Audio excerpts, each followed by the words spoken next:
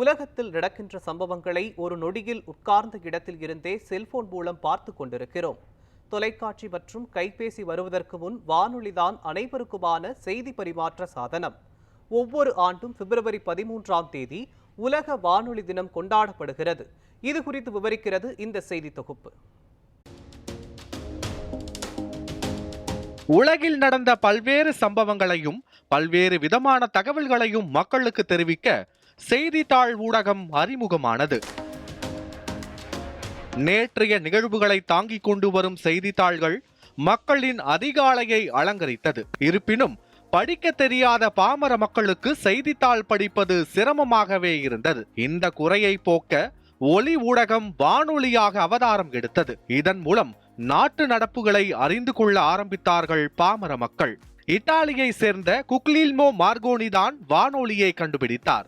1895ஆம் ஆண்டு இத்தாலியில் இருந்து வரலாற்றில் முதல் ரேடியோ சிக்னல் மூலம் தந்தியை அனுப்பினார். அமெரிக்காவின் முதல் வானொலி நிலையம் 1919இல் பிட்ஸ்பர்கில் நிறுவப்பட்டது. இந்தியாவின் முதல் வானொலி நிலையம் 1927ஆம் ஆண்டு தொடங்கப்பட்டது. மும்பை மற்றும் கொல்கத்தாவில் ஒரே நேரத்தில் ஒலிபரப்பு செய்யப்பட்ட முதல் வானொலி நிகழ்ச்சிகளை ரேடியோ கிளப் ஆஃப் பாம்பே என்ற தனியார் நிறுவனம் தயாரித்தது.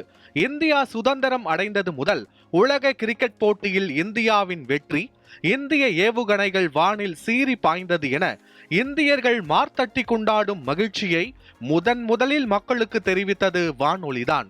நாட்டு நடப்புகள், விளையாட்டு நிகழ்ச்சிகள், அரசியல், இசை என அனைத்தையும் பாமர மக்களுக்கு கொண்டு வந்து சேர்த்ததில் வானொலியின் முக்கியத்துவம் இன்றியமையாத ஒன்றாக உள்ளது. உலக வானொலி தினத்தை யுனெஸ்கோவின் அனைத்து உறுப்பு நாடுகளும் 2011ஆம் ஆண்டு ஏற்றுக்கொண்டு பிப்ரவரி 13ஆம் தேதியை உலக வானொலி தினமாக அறிவித்தது.